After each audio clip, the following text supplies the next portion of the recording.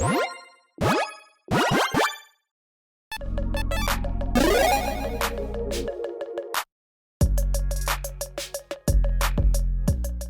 everyone, Mitch coming in for the Commander's Quarters Temporary Studio. Welcome to the show. Today's episode comes to you courtesy of Trevor, who's been supporting this channel as a general tier patron. I truly couldn't do this without the support from amazing patrons like Trevor, so again, Trevor, thank you so much. And for the personalized deck tech, Trevor chose Mirri, Weatherlight Duelist, built around creatures that want to be tapped or untapped for their effects, and cards that can help do that, like the Convoke mechanic. So, Mirri, Weatherlight Duelist is a 3/2 cat warrior with first strike that costs 1 green white.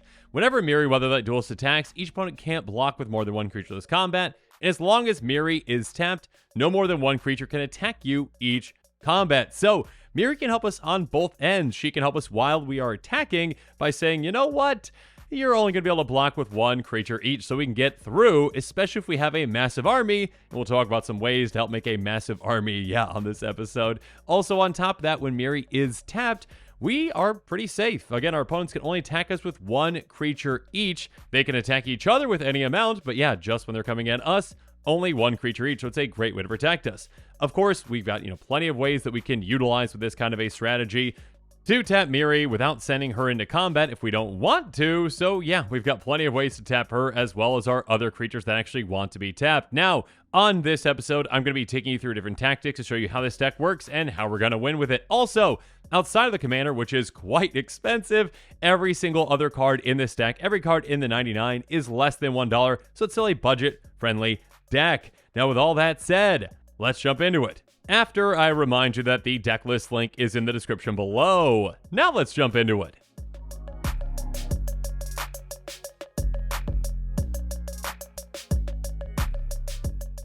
First up, of course, there's Wayfarer's Bauble, a fantastic piece of ramp that we can get down early and sacrifice to go get a base land into play tapped.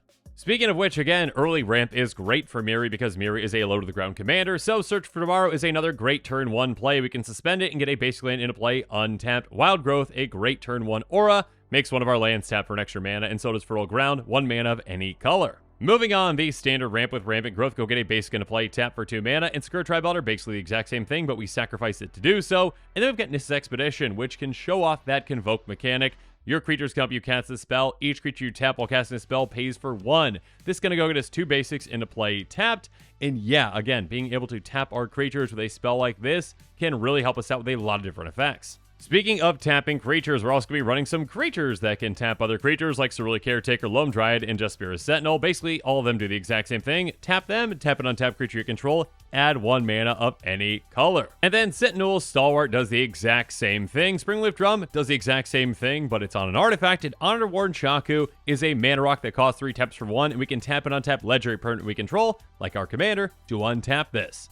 And then finally, when it comes to ramp, we've got a massive ramp spell with Harvest Season. Go get X basic land cards, or X the number of tapped creatures we control. Put them right on the battlefield tapped. Just 3 mana. And again, with the amount of ways that we have to tap a ton of creatures, we can get a ton of lands with this.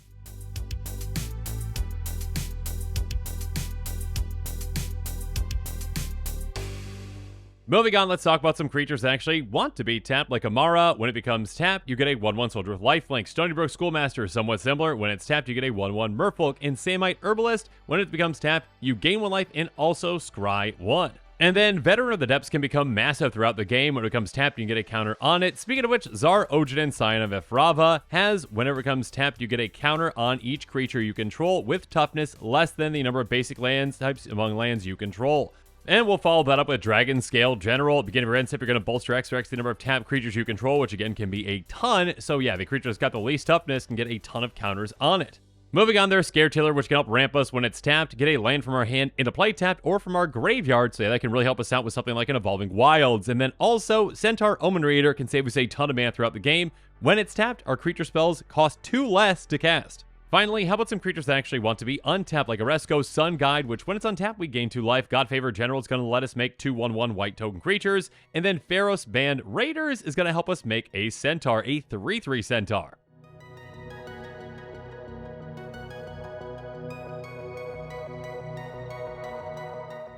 Now, there are a lot of great cards in this stack, but one in my opinion stands above the rest, and that is the Golden Pig of this stack, the number 1 card out of our 99, and the Golden Pig of this stack is Glare of Subdual. It's an enchantment for 2 green-white that says, tap an untapped creature you control, tap target artifact or creature. So yeah, this can do a ton of work for us. Again, we've got a lot of ways to make a lot of creatures, and yeah, we can utilize them in very efficient and effective ways, tapping our opponent's artifacts and creatures down, while also, again, getting benefits for tapping creatures that actually want to be tapped, or tapping creatures that want to be untapped. We'll get that benefit eventually. So yeah, Glare of Subdual can do us a ton of work throughout the game, and that is why it is the Golden Pig. A somewhat similar but less effective card that can still help us out, though, is Diversionary Tactics. Tap 2 untapped creatures you control, tap down target creature. And then Null Made Shepherd, this can be huge. Tap 4 untapped creature you control, destroy target artifact or enchantment. Once they're set up properly, our opponents are going to be decimated. Selesnya Evangel can help us make even more tokens. Pay 1, tap an untapped creature you control, make a 1/1 Saproling. So yeah, this can really help us fill the board.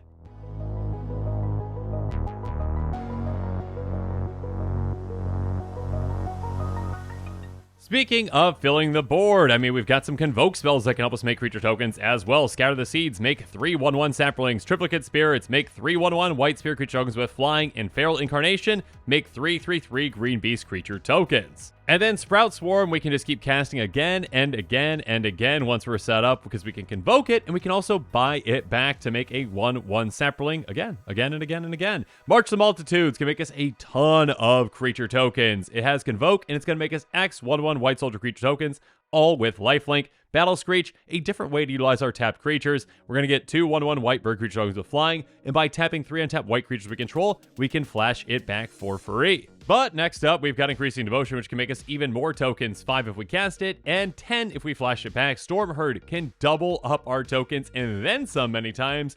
It's going to make us a number of 1/1 flyers based on our life total. Next up, Rabble Rousing can really get things going, though. It's got Hideaway 5, so we can get some extra card advantage out of this. Whenever we attack with 1 or more creatures, we get that many 1/1 creature tokens. And if we control 10 or more creatures, we can cast that Hideaway card for free.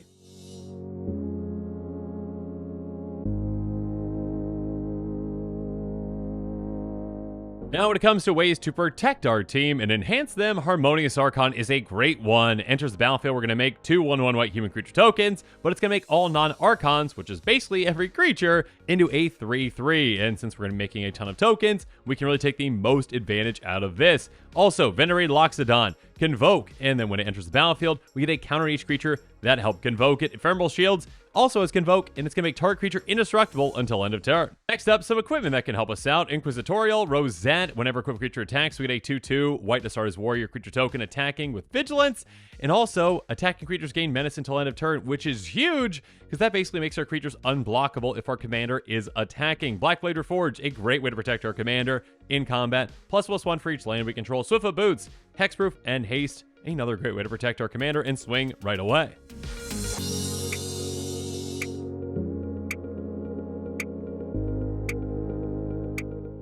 But when it comes to getting rid of our opponent's things, Conclave Tribunal, Convoke, enters the battlefield. We're going to exile something until it leaves the battlefield. Devouring Light, exile target attacking or blocking creature, and of course it's got Convoke. So does Sprouting Renewal. We can either make a 2/2 Knight, or we can destroy target artifact or enchantment. Speaking of options, though, there's Collective Effort, which has Escalate, tap an untapped creature you control, which again is going to be a great thing for us. Choose 1 or more, destroy a creature's power 4 or greater, destroy an enchantment, or get a counter on each creature we control. Or Mutation, a great way to make a lot of creatures and destroy something, destroy an enchantment, make that many saplings based on its mana value. And speaking of making tokens, well, Azuri's Predation can be a great game-ending play. For each one of our opponent's creatures, we get a 4/4 beast that bites it. So this can be a board wipe and also a token generator for us. Fell the Mighty can help destroy big creatures, throw out creatures with power greater than target creature's power. So yeah, if our opponents have large creatures, we can take them all out while keeping most of ours intact. Hour of Reckoning.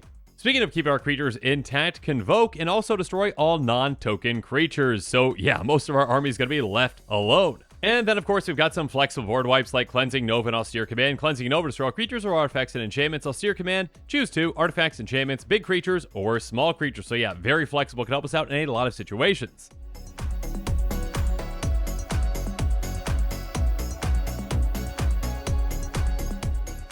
And when it comes to card advantage, we've got Harmonize, which can have us draw 3. Hunter's Insight, which is a variable amount. It's going to draw us based on combat damage to a player. In Abundance, which can help us choose either non-land or land to get off the top of our library when we're drawing. Next up, there's Keeper of Fables, which says whenever one or more non-human creatures you control deal combination with a player, draw a card. That's going to happen quite a bit, again, because when our commander attacks, our opponents can't block effectively. Mentor of the Meek, going to help us with all of our little tokens. Whenever another creature comes into play with power 2 or less, we can pay to draw a card. Rumor Gatherer, no paying needed here. Whenever the creature enters battlefield under your control, first scry 1. If it's the second time it's happened this turn, we draw a card instead. And finally, we've got Shamanic Revelation and Camaraderie, which can each draw us a ton of cards equal to the number of creatures we control. Also, Shamanic Revelation can gain us some life. Camaraderie is going to gain us life and also pump our creatures until end of turn.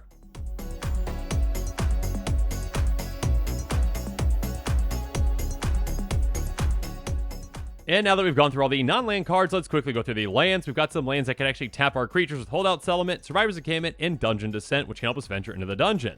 Next up, there's Grow the Guardian, which can help us tap creatures to make an 8/8 by sacrificing this. Rogue's Passage can help us get a creature through, and Silesia Sanctuary is a great bounce land.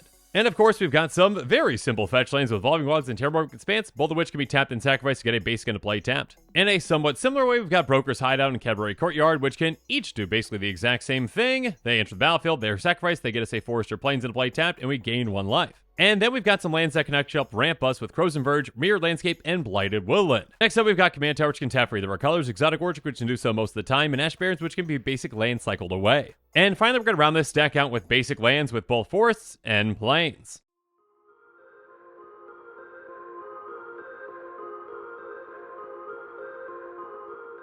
And like I mentioned at the start of this episode, this deck is very budget friendly, even though our commander is quite pricey. Every single other card in the deck is less than $1, so yeah, $37.31 for the estimated cost. Also, keep in mind, you might be able to save even more by buying this deck on TCG Player and utilizing heavily played and damage cards, which of course, need a home too. Though do keep in mind this estimated cost does not include basic lands or shipping, which might vary depending upon where you live.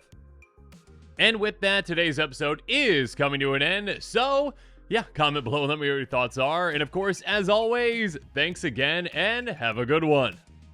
This show and episodes like this one are possible thanks to viewers like you. If you're looking for an easy way to help support this show, make sure that you like, share, and subscribe. Also, hit that bell notification icon so you don't miss any new episodes. You can also go check out our playmats and other merchandise at thecommandersquarters.com. We also have a ton of brand new t-shirt designs in stock, so make sure you check out those as well. Another easy way to support this show is with our TCG Player affiliate links. So whether you're buying a deck or individual cards, you can use this general link right here or one in the description. And the final way that you can support this show is by supporting us directly by becoming a patron. There are many benefits to being a patron, and I truly couldn't do this without all of their support.